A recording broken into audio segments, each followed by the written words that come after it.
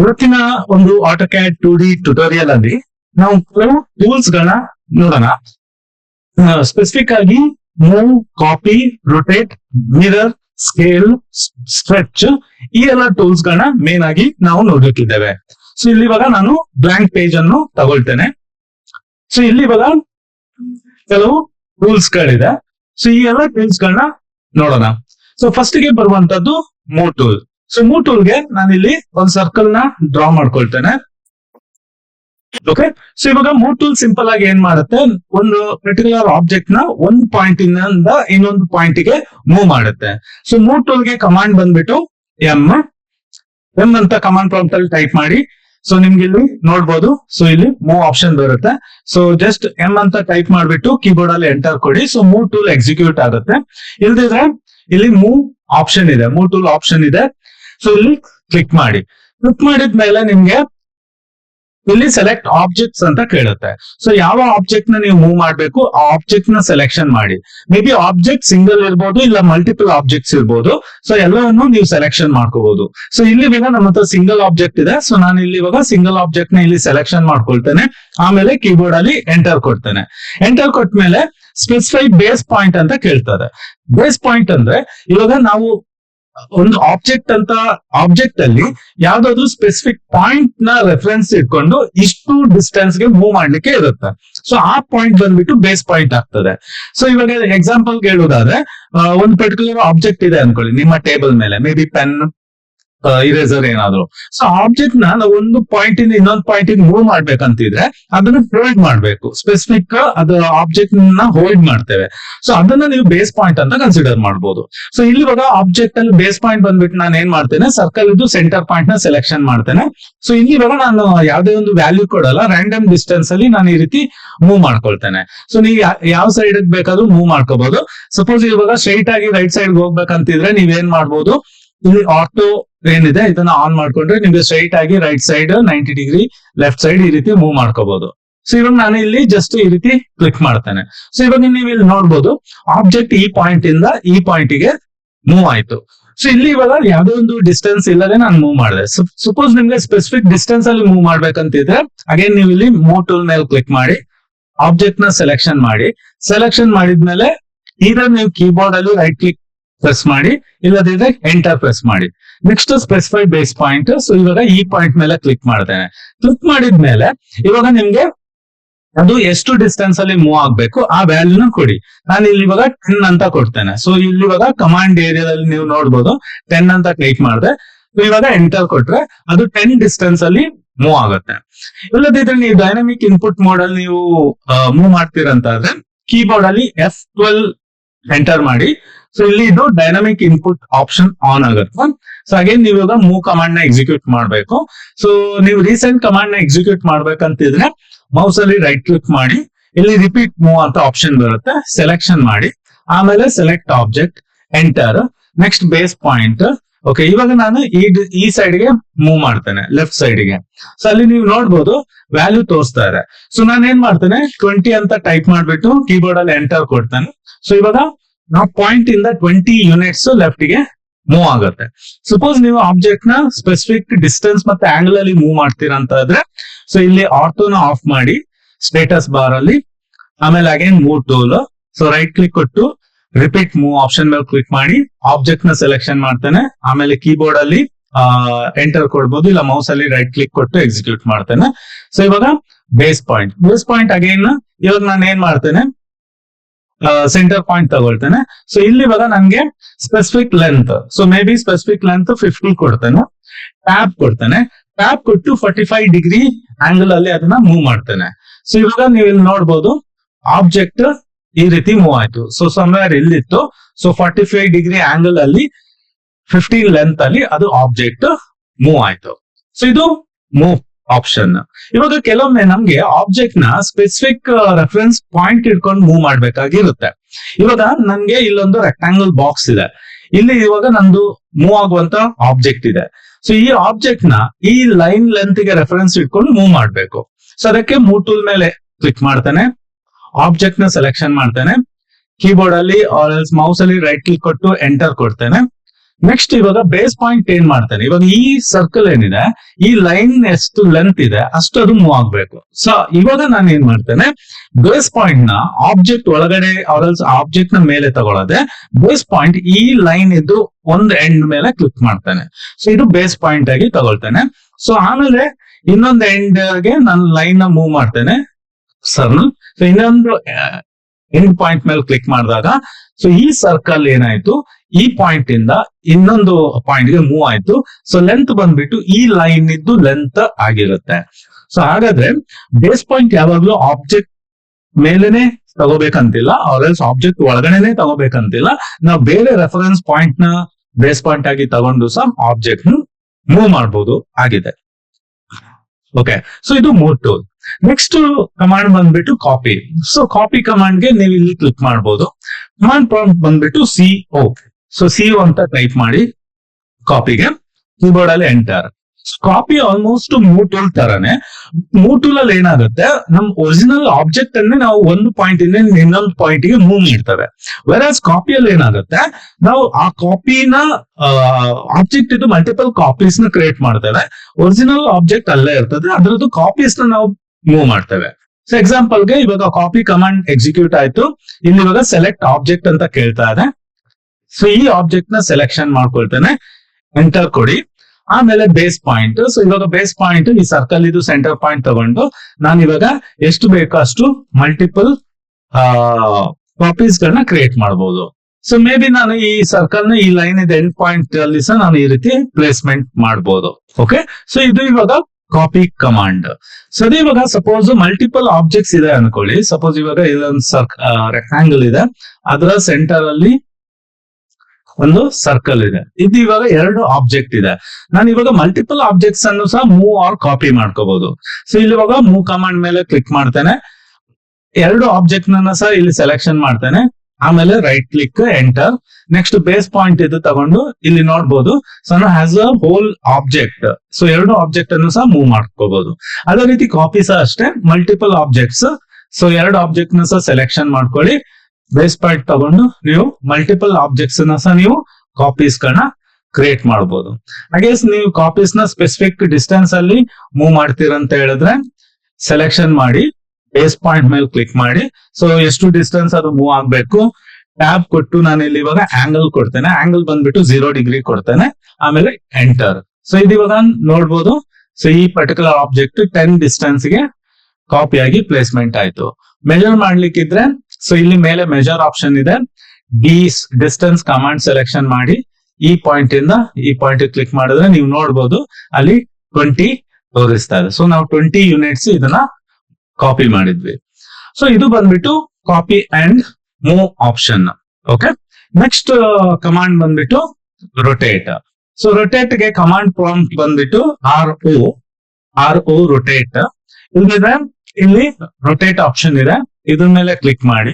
Click ಮಾಡಿದ್ಮೇಲೆ select objects ಅಂತ ಕೇಳುತ್ತೆ. ಸೊ ಇವಾಗ ನಾನು ಈ ಪರ್ಟಿಕ್ಯುಲರ್ ಆಬ್ಜೆಕ್ಟ್ ನ ಫುಲ್ ಆಗಿ ಸೆಲೆಕ್ಷನ್ ಮಾಡ್ಕೊಳ್ತೇನೆ, ಕೀಬೋರ್ಡ್ ಅಲ್ಲಿ ಎಂಟರ್ ಕೊಡ್ತೇನೆ.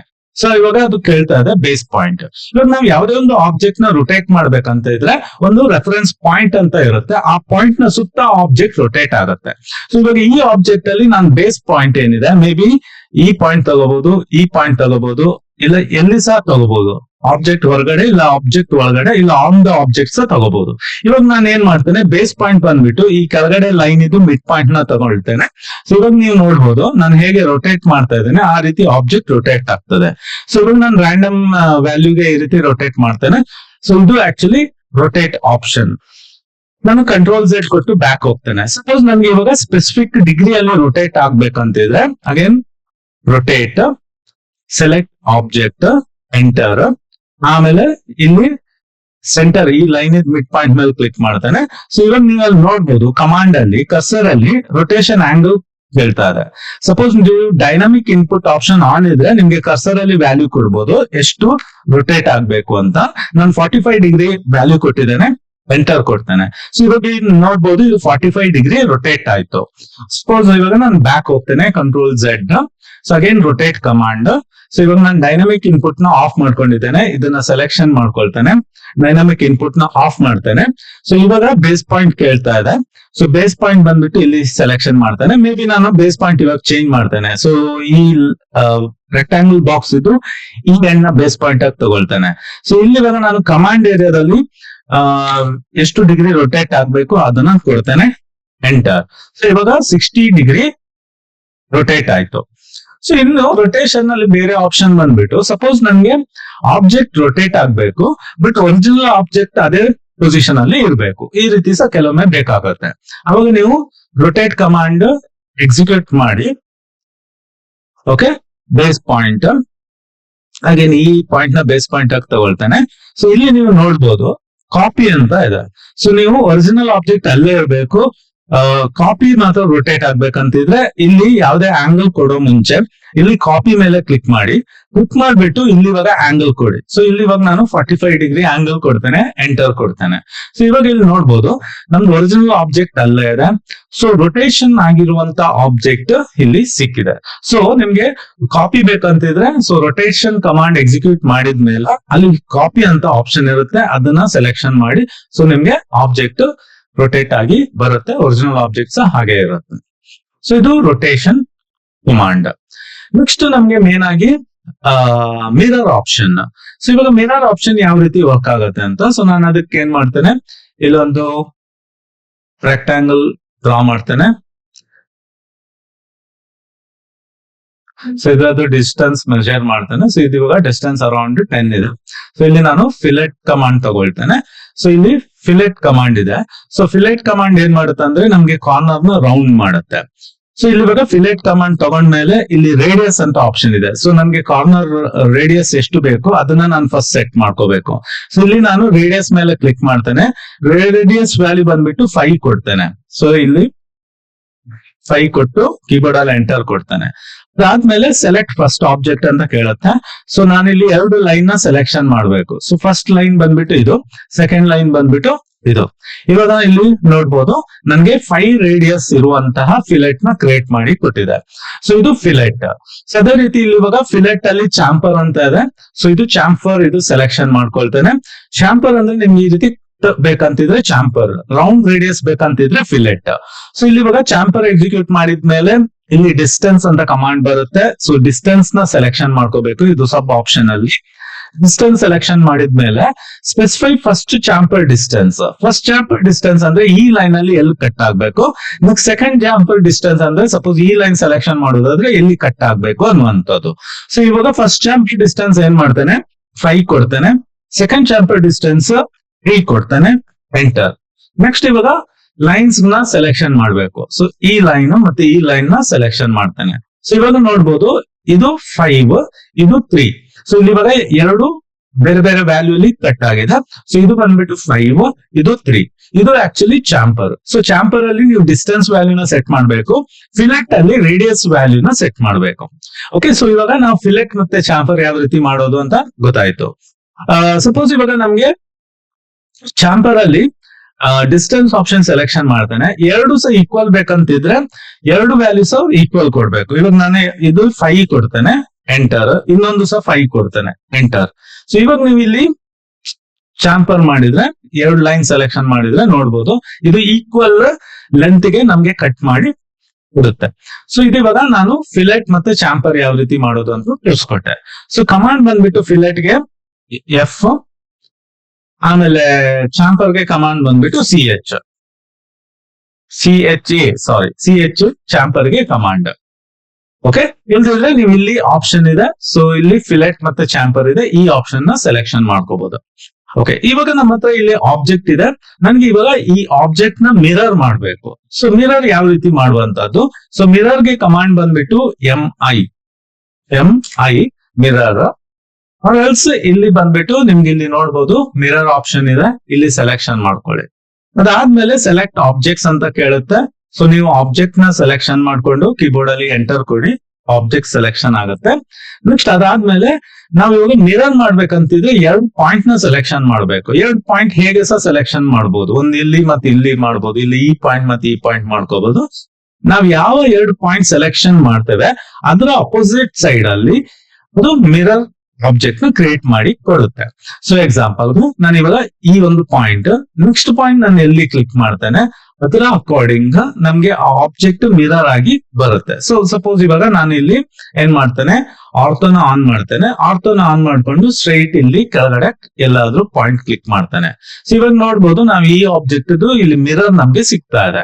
ಸಪೋಸ್ ಇವಾಗ ನಿಮ್ಗೆ ಈ ಒರಿಜಿನಲ್ ಆಬ್ಜೆಕ್ಟ್ ಡಿಲೀಟ್ ಆಗ್ಬೇಕಂತಿದ್ರೆ ಇಲ್ಲಿ ಇರೇಸ್ ಸೋರ್ಸ್ ಆಬ್ಜೆಕ್ಟ್ ಅಂತ ಕೇಳ್ತಾ ಇದೆ. ಎಸ್ ಕೊಟ್ರೆ ಇದು ಒರಿಜಿನಲ್ ಆಬ್ಜೆಕ್ಟ್ ಇಲ್ಲಿಂದ ಡಿಲೀಟ್ ಆಗುತ್ತೆ. ಇವಾಗ ನಾನು ನೋ ಕೊಡ್ತೇನೆ. ನೋ ಕೊಟ್ಟಾಗ ಏನಾಗುತ್ತೆ, ಒರಿಜಿನಲ್ ಆಬ್ಜೆಕ್ಟ್ ಅಲ್ಲೇ ಇರುತ್ತೆ, ಅದ್ರದ್ದು ಮಿರರ್ ಆಬ್ಜೆಕ್ಟ್ ಇಲ್ಲಿ ಕ್ರಿಯೇಟ್ ಆಗಿ ಬರುತ್ತೆ. ಸೊ ಬೆಟರ್ ನಾನು ಇದನ್ನ ಡಿಲೀಟ್ ಮಾಡ್ಕೊಳ್ತೇನೆ. ಸೊ ಇವಾಗ ಸಪೋಸ್ ಇವಾಗ ನನ್ಗೆ ಈ ಎರಡು ಆಬ್ಜೆಕ್ಟ್ಸ್ ಇಲ್ಲಿ ಕೆಳಗಡೆ ಸೈಡ್ ಅಲ್ಲಿ ಮಿರರ್ ಆಗ್ಬೇಕು, ಬಟ್ ಇದು ಡಿಲೀಟ್ ಆಗ್ಬೇಕು. So again mirror command, select object. So ಎರಡು ಪಾಯಿಂಟ್ ನ ಸೆಲೆಕ್ಷನ್ ಮಾಡ್ಲಿಕ್ಕೆ ಕೇಳ್ತಾ ಇದೆ. ಸೊ ಈ ಪಾಯಿಂಟ್ ಮತ್ತೆ ಈ ಪಾಯಿಂಟ್ ಸೆಲೆಕ್ಷನ್ ಮಾಡ್ತಾನೆ. ಇವಾಗ ಇರೇಸ್ ಸೋರ್ಸ್ ಆಬ್ಜೆಕ್ಟ್ ಎಸ್ ಮೇಲೆ ಕ್ಲಿಕ್ ಮಾಡ್ತಾನೆ. ಇವಾಗ ನೋಡ್ಬೋದು ಒರಿಜಿನಲ್ ಆಬ್ಜೆಕ್ಟ್ ಡಿಲೀಟ್ ಆಗಿ ಅದರ ಮಿರರ್ ಆಬ್ಜೆಕ್ಟ್ ಮಾತ್ರ ನಮ್ಗೆ ಇಲ್ಲಿ ಸಿಗುತ್ತೆ. ಸೊ ಅದೇ ರೀತಿ ಸಪೋಸ್ ನಮ್ಮ ಹತ್ರ ಒಂದು ರೆಫರೆನ್ಸ್ ಲೈನ್ ಇದೆ ಅನ್ಕೊಳ್ಳಿ. ಮೇ ಬಿ ಇಲ್ಲಿ ಇವಾಗ ಆರ್ಥೋನ ನಾನು ಆಫ್ ಮಾಡ್ಕೊಳ್ತೇನೆ. ಸೊ ಇದೊಂದು ರೆಫರೆನ್ಸ್ ಲೈನ್. ಇವಾಗ ನನ್ಗೆ ಈ ಪರ್ಟಿಕ್ಯುಲರ್ ಆಬ್ಜೆಕ್ಟ್ ಇದನ್ನ ಡಿಲೀಟ್ ಮಾಡ್ಕೊಳ್ತೇನೆ. ಸೊ ಈ ಪರ್ಟಿಕ್ಯುಲರ್ ಆಬ್ಜೆಕ್ಟ್ ಈ ಲೈನ್ ನ ಇನ್ನೊಂದ್ ಸೈಡ್ ಅಲ್ಲಿ ಮಿರರ್ ಆಗಿ ಬರ್ಬೇಕಂತಿದ್ರೆ mirror command, select object, enter. ಆಮೇಲೆ specify first point of mirror, ಈ ಲೈನ್ ಇದು ಒಂದ್ ಎಂಡ್ ಸೆಲೆಕ್ಷನ್ ಮಾಡ್ತೇನೆ.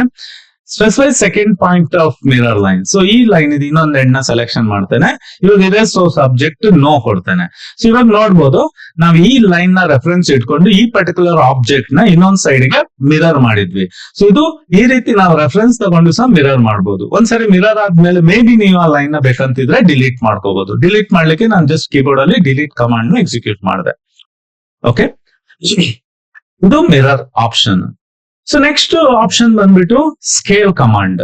ಸೊ ಇವಾಗ ಸ್ಕೇಲ್ ಅಂದ್ರೆ ಏನು, ಪರ್ಟಿಕ್ಯುಲರ್ ಆಬ್ಜೆಕ್ಟ್ ನ ನಾನು ದೊಡ್ಡದು ಆರ್ ಸಣ್ಣದ್ ಮಾಡೋದಾದ್ರೆ ಸ್ಕೇಲ್ ಕಮಾಂಡ್. ಸೊ ಸ್ಕೇಲ್ ಗೆ ಕಮಾಂಡ್ ಬಂದ್ಬಿಟ್ಟು SC ಎಂಟರ್, ಆರ್ ಎಲ್ಸ್ ಇಲ್ಲಿ ಸ್ಕೇಲ್ ಮೇಲೆ ಕ್ಲಿಕ್ ಮಾಡಿ ಸೆಲೆಕ್ಟ್ ಆಬ್ಜೆಕ್ಟ್, ಆಮೇಲೆ ಎಂಟರ್.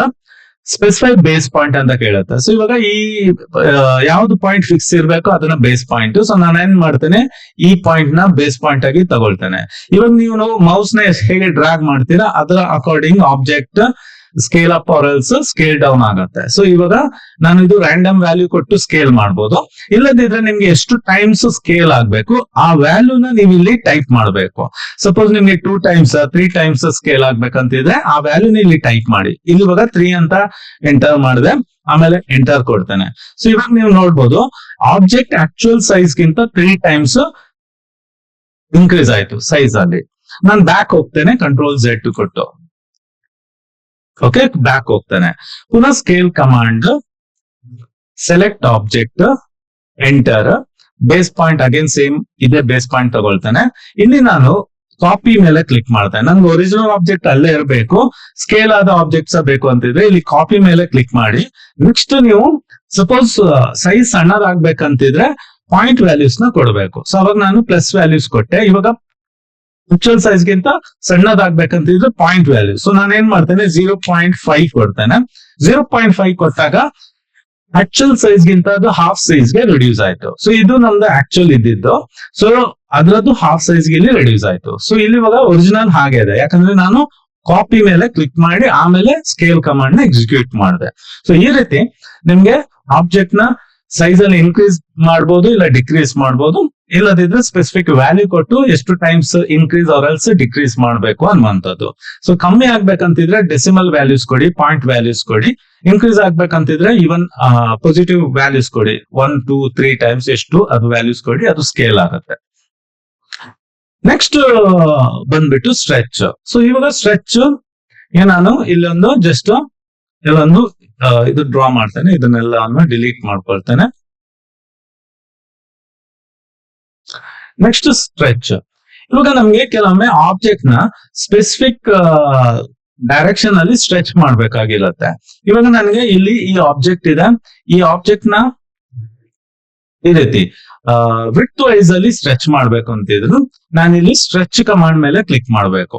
ಇವಾಗ ನೀವು ಇಲ್ಲಿ ಆಬ್ಜೆಕ್ಟ್ ನ ಸೆಲೆಕ್ಷನ್ ಮಾಡ್ಲಿಕ್ಕೆ ಕೇಳುತ್ತೆ, ಇಲ್ಲಿ ಸೆಲೆಕ್ಟ್ ಆಬ್ಜೆಕ್ಟ್ಸ್ ಅಂತ ಕೇಳುತ್ತೆ. ಸೊ ಇಲ್ಲಿ ಆಬ್ಜೆಕ್ಟ್ ನ ಸೆಲೆಕ್ಷನ್ ಮಾಡುವಾಗ ಇವಾಗ ನಿಮ್ಗೆ ಈ ಪರ್ಟಿಕ್ಯುಲರ್ ಆಬ್ಜೆಕ್ಟ್ ಲೆಂತ್ ಅಲ್ಲಿ ಸ್ಟ್ರೆಚ್ ಆಗ್ಬೇಕು. ಸೊ ಇವಾಗ ಲೆಂತ್ ಅಲ್ಲಿ ಸ್ಟ್ರೆಚ್ ಆಗುವಾಗ ಯಾವ 2 ಲೈನ್ ಮಾಡಿಫೈ ಆಗತ್ತೆ ಅದನ್ನ ಪಾರ್ಷಿಯಲಿ ಕ್ರಾಸಿಂಗ್ ಸೆಲೆಕ್ಷನ್ ಮಾಡ್ಕೋಬೇಕು. ಅಂದ್ರೆ ನೀವು ಕ್ರಾಸಿಂಗ್ ಸೆಲೆಕ್ಷನ್ ಈ ರೀತಿ ಕ್ಲಿಕ್ ಮಾಡಿ ಡ್ರ್ಯಾಗ್ ಮಾಡಬೇಕು. 2 ಲೈನ್ ಯಾವ್ದು ಪಾರ್ಷಿಯಲಿ ಟಚ್ ಆಗತ್ತೆ ಅದು ಸ್ಟ್ರೆಚ್ ಅಲ್ಲಿ ಇನ್ವಾಲ್ವ್ ಆಗತ್ತೆ. ಅಂದ್ರೆ ಇವಾಗ ಈ ಪರ್ಟಿಕ್ಯುಲರ್ ಲೈನ್ ಮೇಲೆದ್ದು ಲೈನ್ ಮತ್ತೆ ಈ ಕೆಳಗಡೆದ್ ಲೈನ್ ಆಕ್ಚುಲಿ ಅದಕ್ಕೆ ಸ್ಟ್ರೆಚ್ ಆಗುವಾಗ ಯೂಸ್ ಆಗುವಂತದ್ದು. ಸೊ ಅದನ್ನ ನೀವು ಕ್ರಾಸಿಂಗ್ ಸೆಲೆಕ್ಷನ್ ಅಲ್ಲಿ ಪಾರ್ಷಲಿ ಸೆಲೆಕ್ಷನ್ ಮಾಡ್ಕೋಬೇಕು, ಆಮೇಲೆ ಎಂಟರ್ ಕೊಡಬೇಕು. ನೆಕ್ಸ್ಟ್ ಅದು ಸ್ಪೆಸಿಫೈ ಬೇಸ್ ಪಾಯಿಂಟ್ ಅಂತ ಕೇಳುತ್ತೆ. ಸೊ ಬೇಸ್ ಪಾಯಿಂಟ್ ಅಂದ್ರೆ ಸ್ಟ್ರೆಚ್ ಆಗುವಾಗ ಯಾವ್ದು ಪಾಯಿಂಟ್ ಫಿಕ್ಸ್ ಆಗಿರ್ಬೇಕು ಅದು ಬೇಸ್ ಪಾಯಿಂಟ್. ಸೊ ಇವಾಗ ಈ ಪಾಯಿಂಟ್ ಬೇಸ್ ಪಾಯಿಂಟ್ ತಗೊಂಡ್ರೆ ಇವಾಗ ನೀವು ನೋಡ್ಬೋದು ಅದು ಈ ರೀತಿ ಸ್ಟ್ರೆಚ್ ಆಗ್ತಿದೆ. ನೀವು ಬೇಕಾದ್ರೆ ಆಂಗಲ್ ಅಲ್ಲೂ ಸ್ಟ್ರೆಚ್ ಮಾಡ್ಬೋದು ಈ ರೀತಿ. ಬಟ್ ಆ 2 ಲೈನ್ ಕ್ರಾಸಿಂಗ್ ಸೆಲೆಕ್ಷನ್ ಅಲ್ಲಿ ಪಾರ್ಷಿಯಲಿ ಸೆಲೆಕ್ಷನ್ ಆಗಿರೋದ್ರಿಂದ ಅದು ಸ್ಟ್ರೆಚ್ ಆಗ್ತಿದೆ.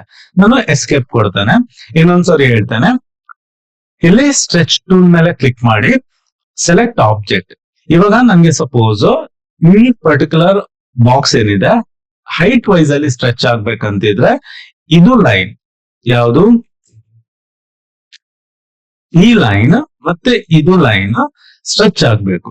ಸೊ ಅದಕ್ಕೆ ಸ್ಟ್ರೆಚ್ ಕಮಾಂಡ್ ತಗೊಂಡು ಸೆಲೆಕ್ಷನ್ ಮಾಡುವಾಗ ಕ್ರಾಸಿಂಗ್ ಸೆಲೆಕ್ಷನ್ ಮಾಡ್ಬೇಕು. ಆ 2 ಲೈನ್ಗಳು ಪಾರ್ಷಿಯಲಿ ಟಚ್ ಆಗ್ಬೇಕು. ಸೊ ಯಾವ್ದು ಕಂಪ್ಲೀಟ್ ಆಗಿ ಒಳಗಡೆ ಇದೆ ಗ್ರೀನ್ ಬಾಕ್ಸ್ ಅಲ್ಲಿ ಮತ್ತೆ ಯಾವ್ದು ಕಂಪ್ಲೀಟ್ ಆಗಿ ಹೊರಗಡೆ ಇದೆ ಅದು ಸ್ಟ್ರೆಚ್ ಆಗಲ್ಲ. ಸೊ ಇವಾಗ ಈ 2 ಲೈನ್ಸ್ ಗಳೇನಿದೆ ಅದು ಪಾರ್ಷಿಯಲಿ ಟಚ್ ಆಗ್ತಾ ಇದೆ, ಕಂಪ್ಲೀಟ್ ಆಗಿ ಒಳಗಡೆ ಅಲ್ಲ. ಸೊ ಅದು ನಿಮ್ಗೆ ಸ್ಟ್ರೆಚ್ ಆಕ್ಷನ್ ಅಲ್ಲಿ ಇನ್ವಾಲ್ವ್ ಆಗುತ್ತೆ. ನೆಕ್ಸ್ಟ್ ಎಂಟರ್ ಕೊಡ್ತೇನೆ. ನೆಕ್ಸ್ಟ್ ಬೇಸ್ ಪಾಯಿಂಟ್ ಇವಾಗ ಈ ಲೈನ್ ಮಿಡ್ ಪಾಯಿಂಟ್ ತಗೊಳ್ತೇನೆ. ಇವಾಗ ನೀವು ನೋಡ್ಬೋದು ಆ 2 ಲೈನ್ಸ್ ಗಳೇನಿದೆ ಓಕೆ. ಸೊ ಈ ಲೈನ್ಸ್ ಗಳು ಇದು ಸ್ಟ್ರೆಚ್ ಅಲ್ಲಿ ಇನ್ವಾಲ್ವ್ ಆಗ್ತಾ ಇದೆ. Okay, so stretch, select object, enter, base point. So ಇದು ಇವಾಗ ಲೈನ್ ಸ್ಟ್ರೆಚ್ ಆಗ್ತಾ ಇದೆ. ಓಕೆ, ಇದು stretch command. Okay, so friends ಇವತ್ತು ನಾವು ಮೇನ್ ಆಗಿ move command, rotate, copy, mirror, stretch, ಆಮೇಲೆ ಸ್ಕೇಲ್, ಆಮೇಲೆ ಫಿಲೆಟ್ ಮತ್ತೆ ಚಾಂಪರ್ ಇದು ಮೇನ್ ಆಗಿ ನಾವು ನೋಡಿದ್ವಿ. ಸೊ ನೆಕ್ಸ್ಟ್ ಕ್ಲಾಸ್ ಅಲ್ಲಿ ಇನ್ನು ಬೇರೆ ಕಮಾಂಡ್ಸ್ ಗಳಿದೆ, ಬೇರೆ ಟೂಲ್ಸ್ ಗಳಿದೆ, ಅದನ್ನ ನಾವು ನೋಡೋಣ. ಸೊ ಫ್ರೆಂಡ್ಸ್, ನಿಮ್ಗೆ ಈ ಒಂದು ಆಟೋಕ್ಯಾಡ್ ಟ್ಯುಟೋರಿಯಲ್ ಯಾವ ರೀತಿ ಆಗ್ತಾ ಇದೆ, ನಿಮ್ಗೆ ಇದು ಯೂಸ್ ಆಗ್ತಾ ಇದೆಯಾ, ನಿಮ್ಗೆ ಇದೇ ರೀತಿ ಇನ್ನೂ ಜಾಸ್ತಿ ಟ್ಯುಟೋರಿಯಲ್ಸ್ ಗಳು ಬೇಕಾ ಅನ್ನುವಂಥದ್ನ ಪ್ಲೀಸ್ ಕಮೆಂಟ್ ಅಲ್ಲಿ ಮೆನ್ಷನ್ ಮಾಡಿ. ಮತ್ತೆ ಆಟೋಕ್ಯಾಡ್ ರಿಲೇಟೆಡ್ ಯಾವ ಟಾಪಿಕ್ ಬಗ್ಗೆ ನಿಮ್ಗೆ ಡೀಟೇಲ್ ಆಗಿ ನಾನು ವಿಡಿಯೋಸ್ ಮಾಡ್ಬೇಕು ಅದ್ರ ಬಗ್ಗೆನೂ ಕಮೆಂಟ್ ಅಲ್ಲಿ ಮೆನ್ಷನ್ ಮಾಡಿ. ಮತ್ತೆ ಇನ್ ಕೇಸ್ ನೀವು ಕ್ಯಾಡ್ ಯಾವುದೇ ಅಪ್ಲಿಕೇಶನ್ ನ ಆನ್ಲೈನ್ ಆರ್ ಎಲ್ಸ್ ಆಫ್ಲೈನ್ ನೀವು ಕಲಿತೀರಾ ಅಂತ ಹೇಳಿದ್ರೆ, ಸೊ ನೀವು ಆನ್ಲೈನ್ ಕಲಿತೀರಾ ಅಂತ ಹೇಳಿದ್ರೆ ಪ್ಲೀಸ್ ನಮ್ಮನ್ನು ಕಾಂಟ್ಯಾಕ್ಟ್ ಆಗಿ. ಸೊ ಕಾಂಟ್ಯಾಕ್ಟ್ ಡೀಟೇಲ್ಸ್ ಅನ್ನು ನಾವು ಇಲ್ಲಿ ಕೊಟ್ಟಿದ್ದೇವೆ. ಸಪೋಸ್ ನೀವು ಆಫ್ಲೈನ್ ಕಲಿತೀರಾ ಅಂತ ಆದ್ರೆ ನಮ್ಮ ಸೆಂಟರ್ ಬಂದ್ಬಿಟ್ಟು ಇವಾಗ ಕರೆಂಟ್ಲಿ ಉಡುಪಿಯಲ್ಲಿ ಇದೆ. ಸೊ ನೀವು ನಮ್ಮನ್ನು ಅಪ್ರೋಚ್ ಆಗ್ಬೋದು. ಓಕೆ ಫ್ರೆಂಡ್ಸ್, ಸೊ ನಿಮ್ಗೆ ಈ ಒಂದು ವಿಡಿಯೋ ಯೂಸ್ಫುಲ್ ಆಗಿದ್ರೆ ಪ್ಲೀಸ್ ಲೈಕ್ ಮಾಡಿ. ಸೊ ಯಾರಿಗೆ ಹೆಲ್ಪ್ ಆಗ್ಬೋದು ಅವ್ರಿಗೆ ಶೇರ್ ಮಾಡಿ. See in the next class. Take care. Bye.